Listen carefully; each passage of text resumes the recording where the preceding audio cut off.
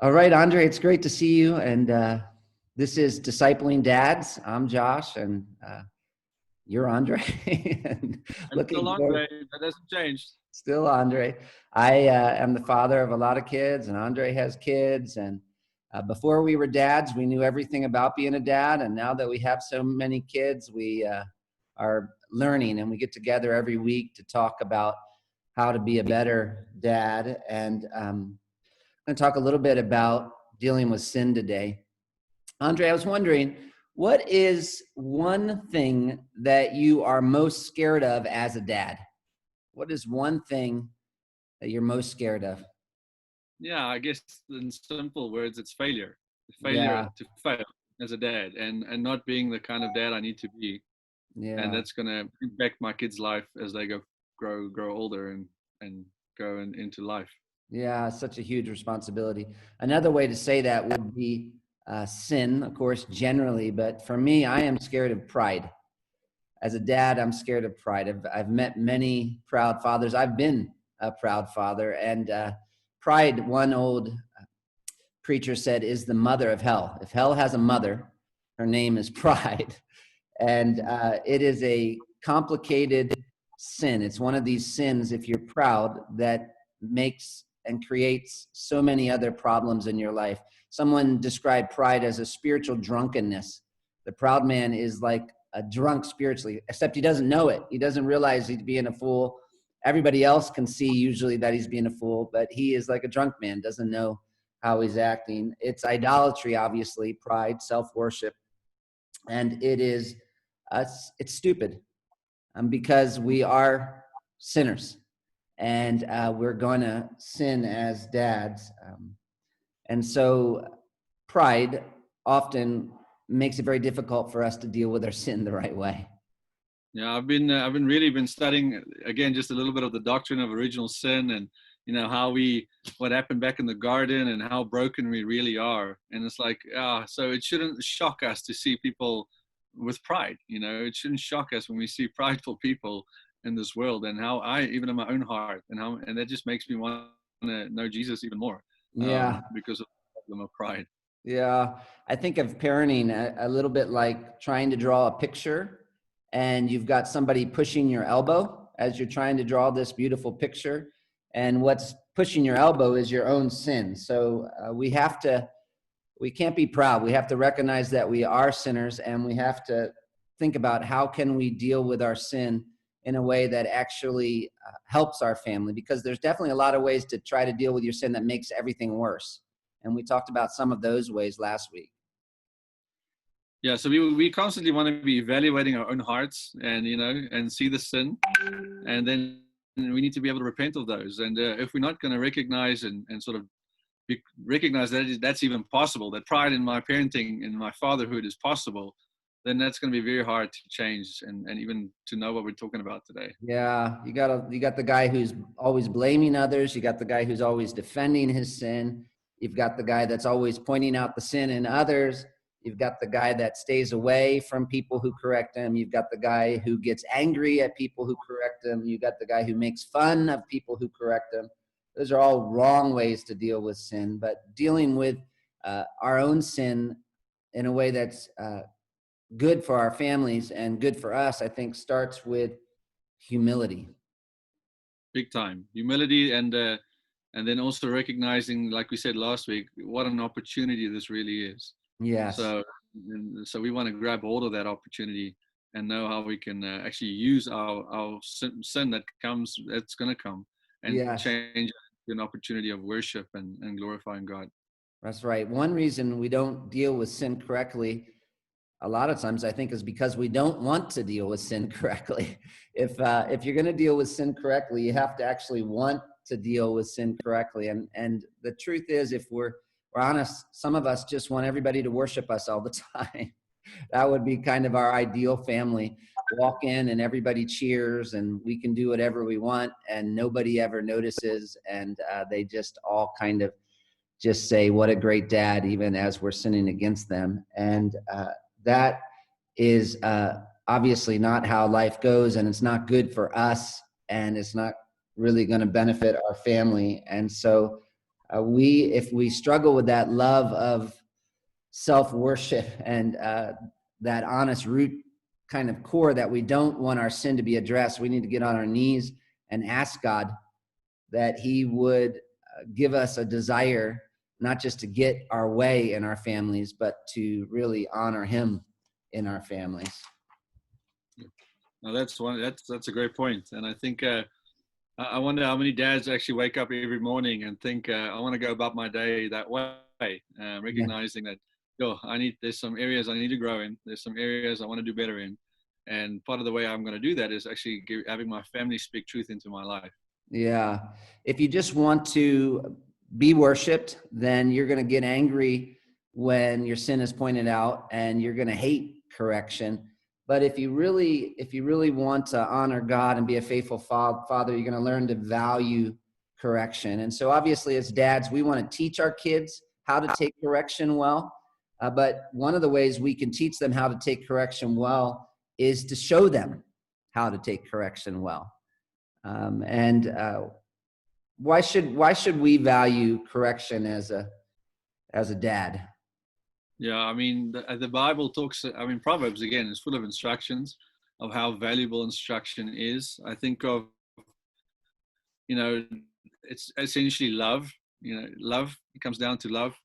People that, speak truth into my life will love me, and that's a way of they can actually help me move forward. Where if someone is not willing to speak, if I create the environment where people can't speak truth into my life, then that's a way of them actually, and then them not wanting to, maybe Proverbs would even call that hate. You hate that person hates you because they can't talk to you about it. Yes. I tend to think of myself as a humble person, and that is a evidence of my pride. And one way that I can see my pride so clearly, in spite of the fact that I sometimes think of myself as humble, is how much I don't like being corrected. And so it doesn't really matter how humble you think you are. If the way you respond to correction, the way you think about correction reveals what's actually real about you. And so I have to preach to myself a lot of times, this is why correction is good. And so one, it's definitely a way of showing love. That it's two, I can think of the consequences of not being corrected. You just keep on doing, how many people have kept on doing the same stupid thing for years because nobody ever told them that it was wrong. It's normal to need correction. To think that you could go through life without having to be corrected is just insane. Nobody is the complete father package or the complete godly package. Everybody has indwelling sin. We're not smarter than everybody else. And it's correction that makes change possible. It's that painful process of being corrected that often motivates you to actually do something different. So the benefits of correction far outweigh the pain of correction. Yeah, I mean, the fact that there is pain in correction shows me that, yes, it's going to hurt, but the encouragement for me is that I know that I can actually change. Yeah. That through the difficult process, I can actually grow to become better at this. So until heaven, we're not going to have a sinless family.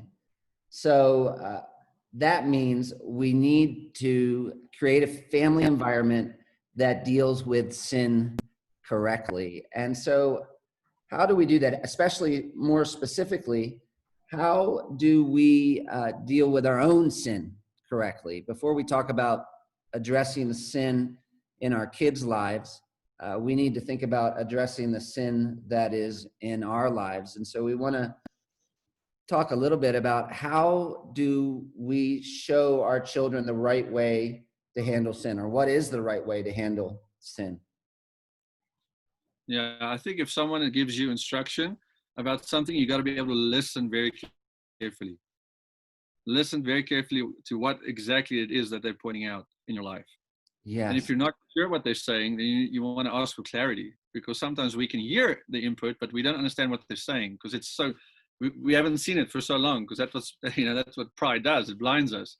So we haven't seen it. And then now someone shows it to you and you're like, well, that's kind of new to me. And then you want to make sure you understand what they're saying. So you want to ask clarifying questions if you don't understand. Yeah, so certainly if you're being corrected, one thing we can show our kids is how to listen to correction.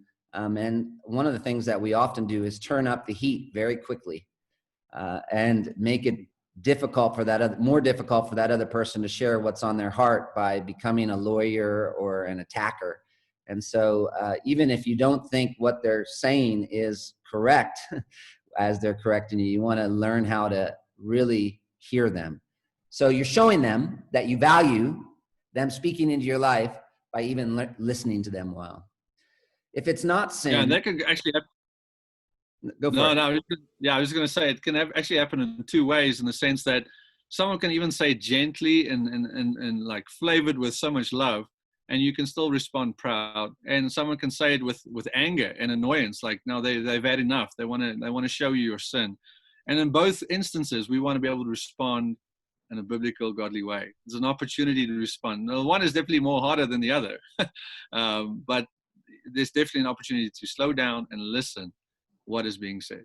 Yeah. So whether they are correcting us in the right way or wrong way, and even whether their correction is right or wrong, we always have an opportunity to teach in the way that we seek to respond to correction.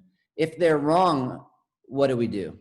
If they're correcting us and they're not actually on target? Yeah, I guess, again, that's why you want to ask clarifying questions. You want to be able to go to scripture and say, okay, let's look at scripture. What exactly is it that I'm violating here? What is it, the sin that I'm actually committing? Yes. Can we talk about see what I'm doing wrong? Yeah. And so I think it's helpful to remember the point is not to show that you're right and the king of the world and always perfect in all you do.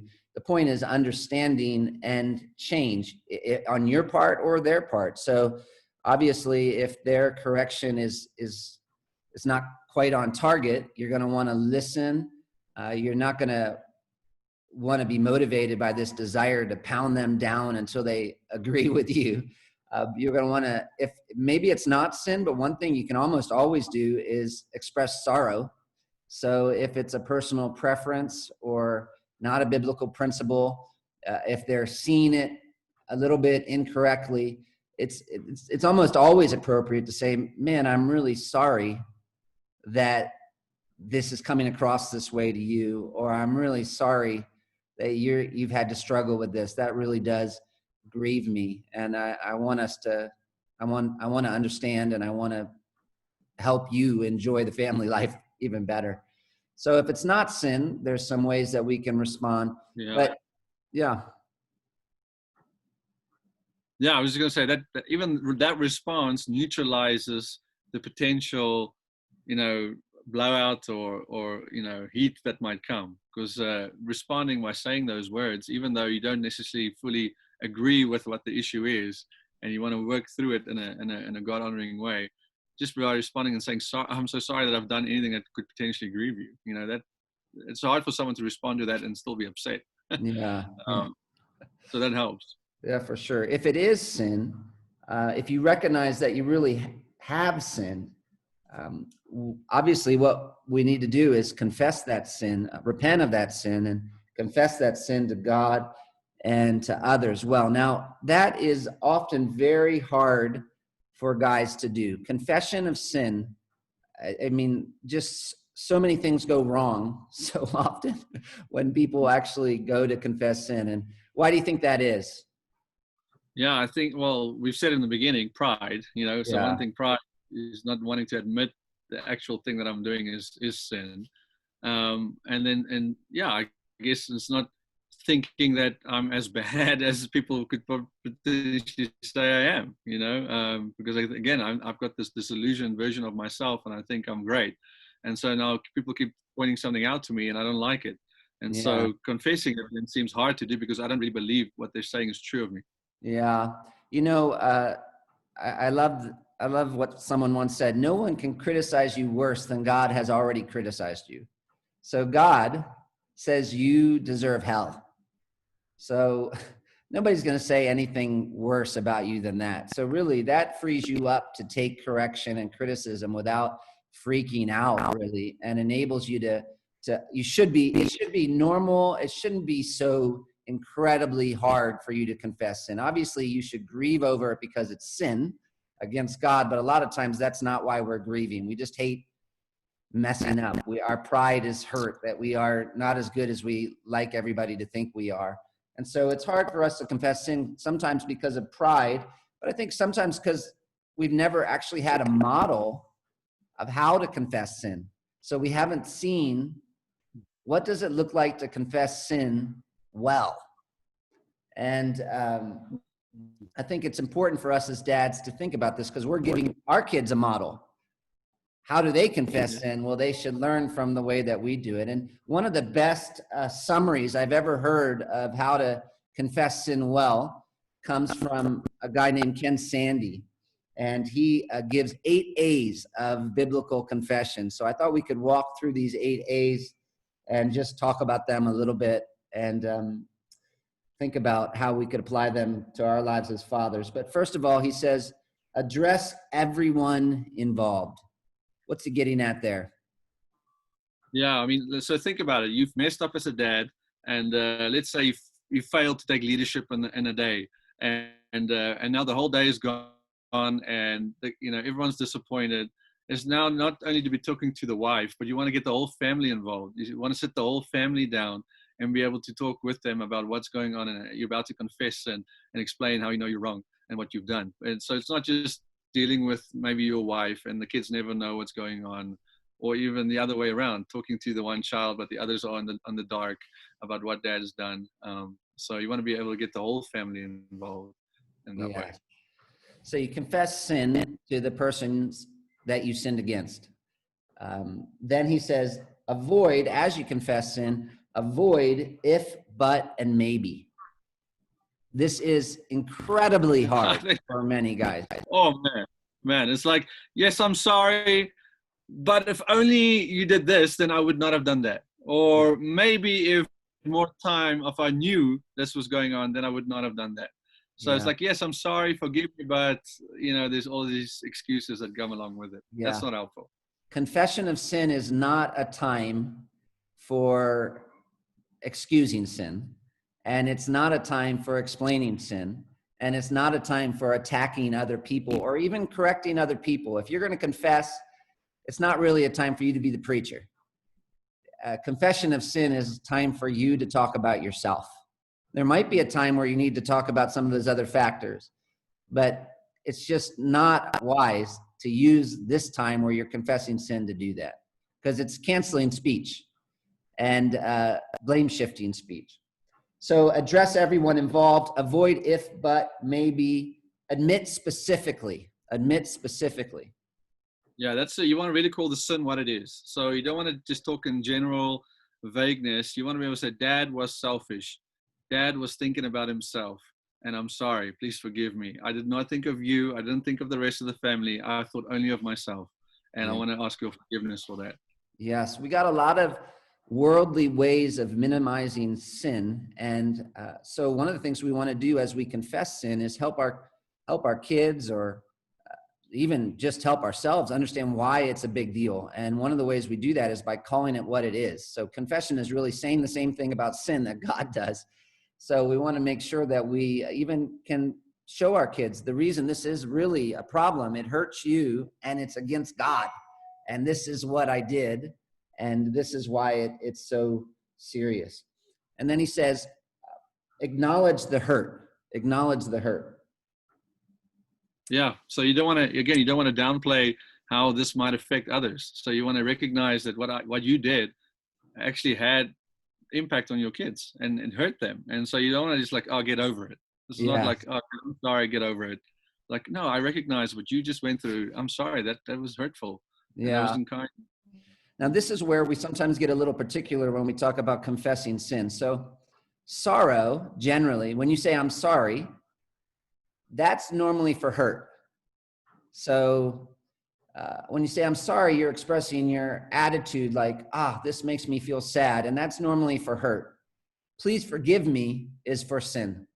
And one reason that's helpful is because when you say I'm sorry to someone, what do they normally say back to you? Yeah, that's fine.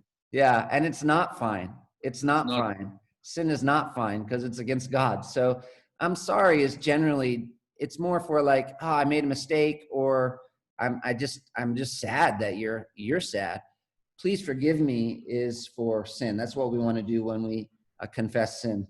Accept the consequences. Accept the consequences.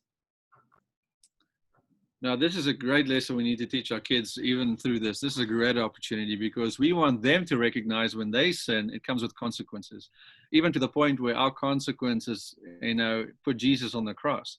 So even as dads, we need to accept consequences for the sins we've done and be able to embrace those consequences. And that way we show our kids this is part of life. It doesn't mean if I just say, please forgive me, there's no more consequences, they go away. Yes, God can forgive us, but if I did something foolish, there's consequences, and I need to deal with those in an appropriate way. That's right. Address everyone involved, avoid if, but, or maybe, admit specifically, acknowledge the hurt, accept the consequences, alter behavior, actually seek to change. And this is where you got to do a little thinking. Think about, how am I not going to do this same thing next time? And some of these have become such habits for us. We have to think about, what do I need to put off and what do I need to put on? And it might even be appropriate to share with your family your plan. This is how I seek to do something different the next time. This is what I need to do instead of what I did. And this is how I'm going to try to do it. And so you're also showing your kids how to think. Yes, and that way you show them again. That's like you're reinstating that I see what the problem was.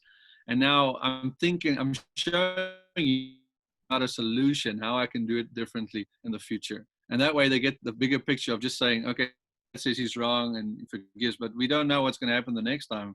Then let's say the weekend comes out and dad needs to make another plan. I don't know that he's actually going to make a plan because he's never told me that he's making a plan. So by using our words then and thinking, expressing the plan, if that's whatever it is, it puts confidence in them that, you actually are taking this serious and you are looking to change. Yes. And then you ask for forgiveness. So when we talk about altering your behavior, we're not talking about penance where you're trying to pay people back for, go buy them McDonald's or something because you sinned against them. Though, obviously you might want to show them love and grace, but it's not penance. You're not trying to earn their love back. You're coming and you're saying, I want to change for the glory of God and for your good. And then you ask for forgiveness. And really what you're doing when you ask for forgiveness is you're acknowledging, I owe you a debt. I have sinned against you. That's not something that I can just fix. That's real. And I've sinned against God. And I need you to do something that's hard. I need you to show me mercy. And so even as we ask for forgiveness, it's a chance for us to think about what forgiveness is. It's really an act of grace on the other person's part. I've appreciated, I've spoken with my kids about this the other day, and I've seen in my own life when I go to my kids and ask them for forgiveness, man, they are so quick to forgive me. They are so quick to forgive me. And it was just such a realization and such a picture to me of what God does for us. If we come to him faithfully confessing our sin, he's there to wash us clean from all transgressions, he says, and he's so quick to do it. He wants to do it. But if we harbor that and we don't want to pride and we don't want to do it, then that just grows into this bigger giant in the house that is never dealt with. It's good news. God forgives, so we forgive. And because we're sinners who need forgiveness, we don't just ask God for forgiveness. We ask our families for forgiveness when we sin. And then we just need to allow time. And so I think it's important. We've hurt someone when we've sinned, and sometimes we've hurt them in big ways. And yet as guys, once we've done all this work, we sometimes just think, well, it should be done. They should not feel any pain any longer. And everybody should be completely happy with me all the time instantly. And that's just not normally the way humans work. So they're going to have to, if you sinned against them in a significant enough way, even if they say they forgive you, now they're going to have to labor, they're going to have to suffer a little to be able to forgive you well. And that's going to take, sometimes that will take a little bit of time. Yeah, and that's one easy way you can love your family. It's just about allowing them that time to process what you've just done, and then, but also at the same time recognizing that you don't have to run after them, asking for forgiveness every day until they cheer up. And so you ask for forgiveness, and you got to trust the work of loving them well now and showing them you're serious about change, and that God's going to use that, and that's going to create an environment where people can actually talk about it and grow. Yeah. It's so hard to have our sin exposed. And when it is exposed, we can make things worse. We can sin after we've sinned, and that just doubles the pain. But it also can be powerful if we respond to that sin correctly. And I can remember times in my life where my dad humbled himself and asked for forgiveness. And those have been really big moments, even in our relationship. And so we talked a little bit about the wrong way to deal with sin and the right way to deal with sin. And let's just, I'm praying for you. You'll pray for me, I'm sure. And that we are the kind of dads who show our families the right way to deal with sin, because we're going to sin. And that's a fact. And yeah, we have an opportunity here. We keep saying it, but it is a real opportunity to make the gospel look beautiful in our homes. Thanks, Andre. Talk to you next week. Thanks, brother.